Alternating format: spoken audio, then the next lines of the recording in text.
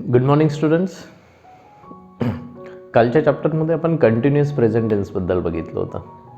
आज आपण perfect present टेन्सबद्दल माहिती घेणार आहे.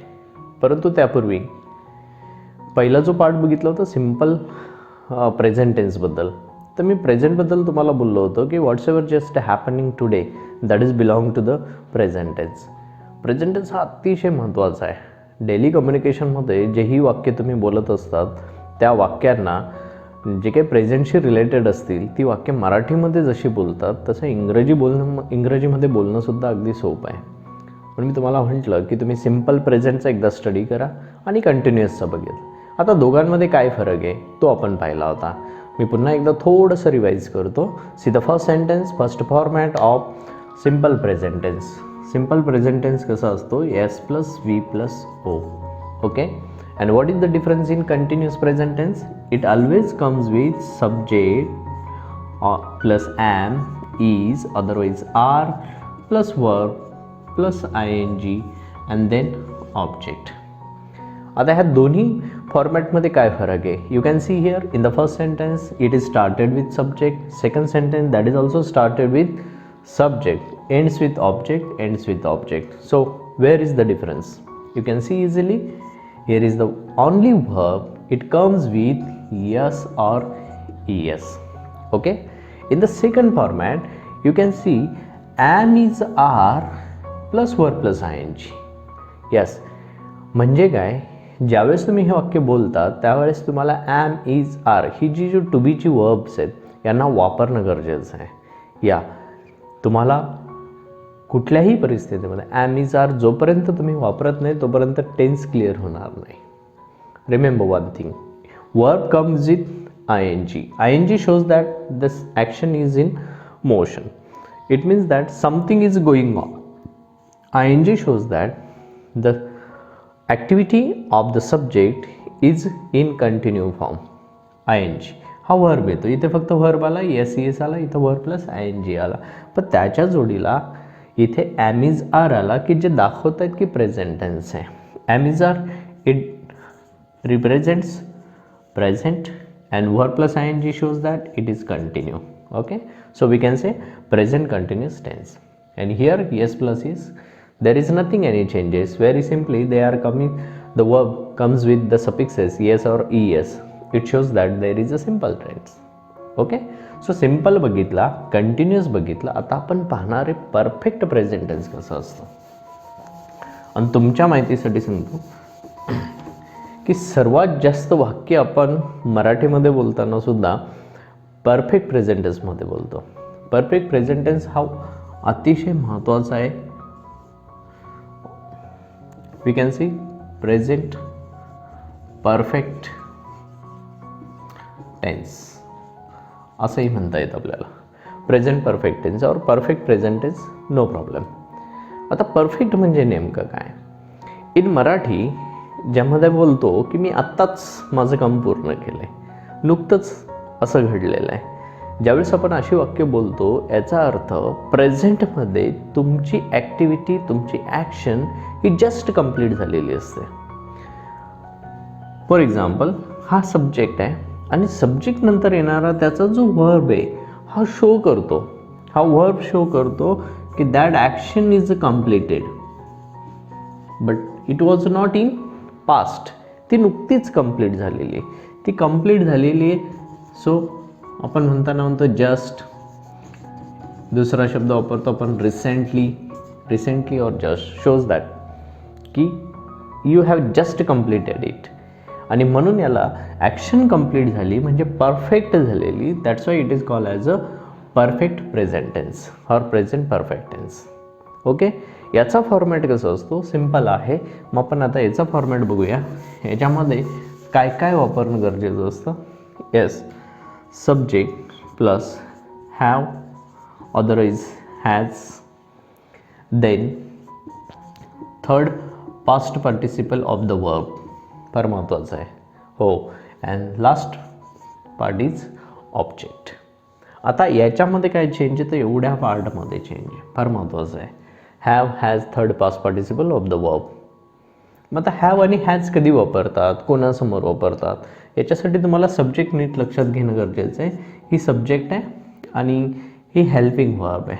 ठीक आहे. सब्जेक्टमध्ये सपोज आय आहे, त्यानंतर he, she, it, we, they and last one is you. आता आय पुढे काय वापरतात, तर ह्या दोघांपैकी वापरतात हॅव. हीच्या पुढे, शीच्या पुढे, इटच्या पुढे, यांच्या पुढे हॅज वापरतात. हे सिंग्युलर प्रोनाउन आहेत. ठीक आहे. He has, she has, it has या पद्धतीने बोलतो. आणि वी, दे आणि यू यांच्या पुढे जो वापरतो शब्द तो आहे हॅव. फक्त एक ऑप्शनल आहे. कोणता? आय हा ऑप्शनल आहे, कारण तो सिंग्युलर असून सुद्धा तिथे हॅव वापरलं जातं.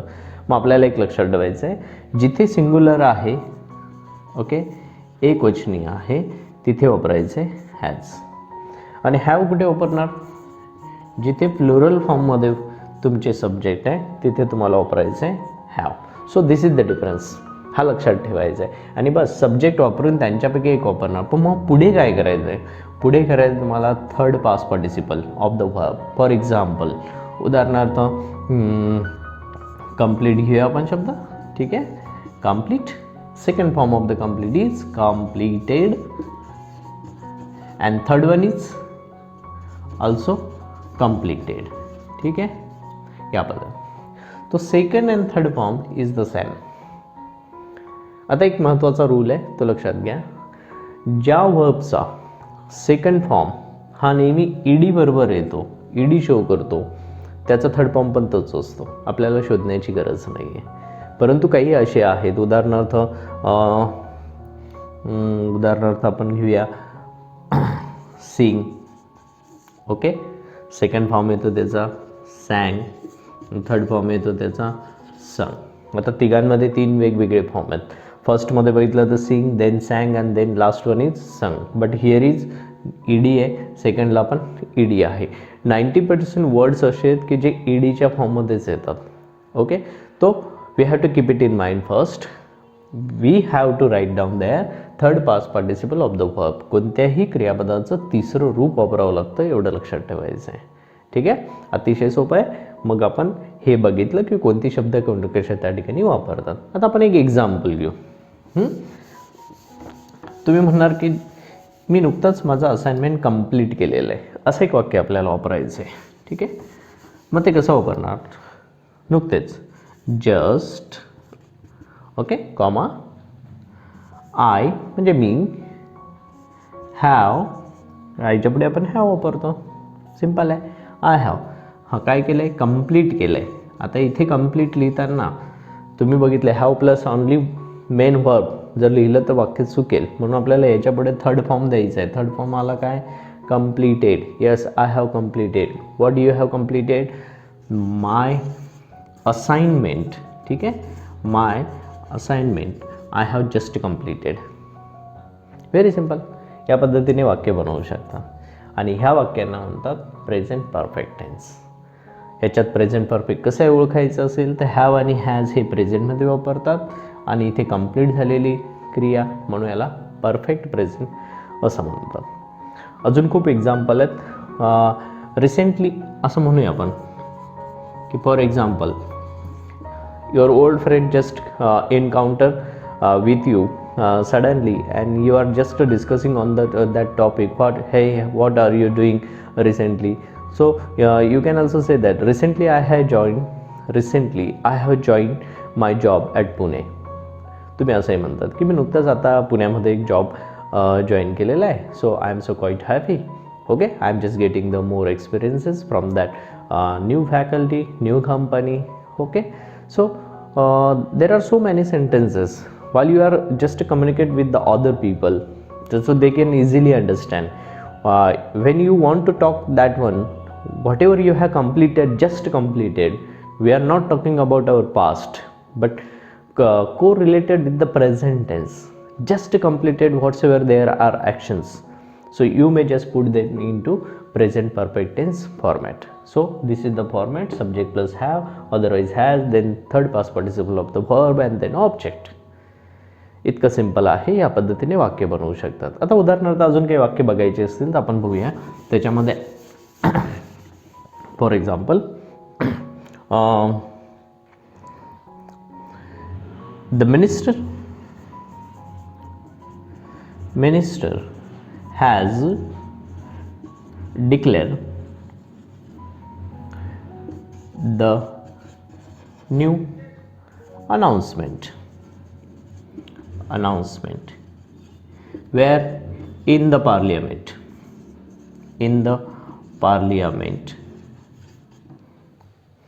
see that example. मराठीमध्ये बोललं की मंत्र्यांनी नुकतीच एक संसदेमध्ये घोषणा केलेली आहे, नॉट केलेली होती, ना करतायत, नाही केलेली आहे. Means it may be happen early in the morning. Okay, नाही सकाळीच घडलेलं आहे आणि नुकताच 1-2 तासाचा विषय किंवा काही तास झालेले आहेत उलटून आणि त्यांनी घोषणा केलेली आहे. तर असं एक्झाम्पल आहे. तर ते कसं, द मिनिस्टर मंत्र्यांनी हॅज डिक्लेअर. आता तुम्ही बघितलं तर हेल्पिंग वर्ब कोणता वापरला आहे मी, हॅज. आता minister is call as a singular pronoun आणि सिंग्युलर जर प्रोनाउन असेल तर आपण काय वापरणार, सिंग्युलर असेल तर काय वापरायचं, हॅज. म्हणून मी इथे वापरला आहे हॅज. त्याच्यानंतर आपल्याला काय द्यावा लागतो, थर्ड पास्ट पार्टिसिपल. म्हणून इथे लिहिताना मला काय लिहिणं गरजेचं आहे, third past participle has plus declare. And the object you can put any object there. The new announcement. मला अजून वाक्य एक्सटेंड करायचं होतं तर मी इन जोडलं आणि वाक्य एक्सटेंड केलं, in the parliament. So this is the example. The minister has declared the new announcement in the parliament. Simple आहे. आता ह्या वाक्यांना so this sentences call as assertive sentence. एकदम साधी वाक्य आहेत आणि ह्या वाक्यांना जर इंटरगेटिव्ह फॉर्ममध्ये बनवायचं असेल तर फॉर एक्झाम्पल आता इंटरगेटिव्ह फॉर्ममध्ये बनवायचं असेल तर हा फक्त जो हॅज आहे याला फक्त तुम्हाला सुरुवातीला घ्यायचं आहे. Of course H will be capital, has. आणि मग तुम्ही म्हणू शकतात has the minister, okay, has the minister declared the new announcement in the parliament. That is the question. This form is called as a interrogative form. हो, याला प्रश्नार्थक वाक्य म्हणतात. प्रश्नार्थक वाक्यामध्ये सब्जेक्ट नंतर येतो, वर्ब पहिले येतं. तर तुम्ही असेही प्रश्न तयार करू शकतात. These are called as a interrogative form. आता ह्याच सेंटेन्सला मला निगेटिव्ह फॉर्ममध्ये न्यायचं आहे तर कसं नेणार मी, तर सिंपल आहे. पुन्हा पहिलं वाक्य जसं होतं तसंच लिहिणार.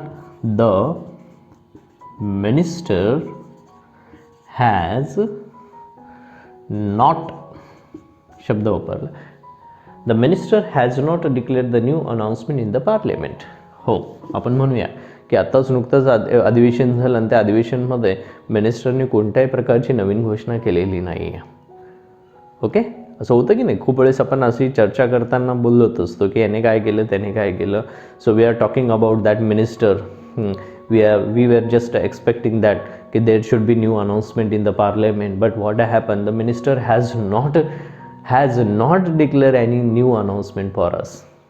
ओके, असं डिस्कशन आहे. तर ह्या डिस्कशनमध्ये सुद्धा तुम्ही अशा प्रकारचे वाक्य बनवू शकते. इंटरगेटिव्ह फॉर्म पाहिला, सिम्पल पाहिला आणि आता एक निगेटिव्ह फॉर्मसुद्धा पाहिला की ज्याच्यामध्ये तुम्ही अशा प्रकारची वाक्य बनवू शकता. So these are the great examples for your better study present perfect tense. आता महत्त्वाचा पार्ट आहे, तेवढंच फक्त लक्षात घ्यायचं आहे. तिघांमधला मी एक परत डिफरन्स समजून सांगतो. तिघांमध्ये काय फरक आहे.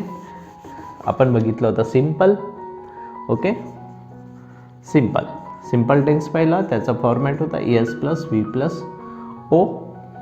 वर्ब येतो यस और ई एस सफिक्स घेऊन. ओके, सेकंड आपण पाहिलं कंटिन्युअसमध्ये काय असतं, S plus am otherwise is plus are plus verb plus I N G plus object. इथे एवढा चेंज आहे. ठीक आहे. आणि आत्ता आपण बघितलं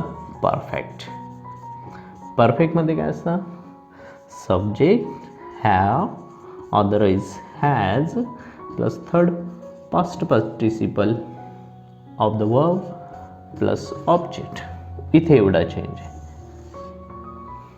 तिघांमधला फरक नीट लक्षात घ्या. इथे वर्ब सिम्पल फॉर्ममध्ये येतो म्हणून सिम्पल, इथे वर्ब हा आय एन जी घेऊन येतो म्हणून कंटिन्यू, इथे वर्ब येताना कंप्लीट थर्ड फॉर्ममध्ये येतो म्हणून perfect. So these are the examples. So आता तुम्हाला काय करायचं आहे, you have to find out the more sentences those are related with the simple, continuous and perfect.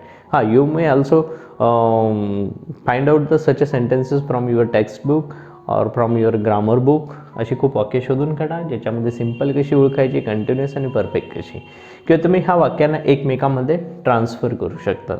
परफेक्टला सिम्पलमध्ये आणू शकतात, सिम्पलला कंटिन्युअसमध्ये, कंटिन्युअसला सिम्पलमध्ये. खूप इझी आहे.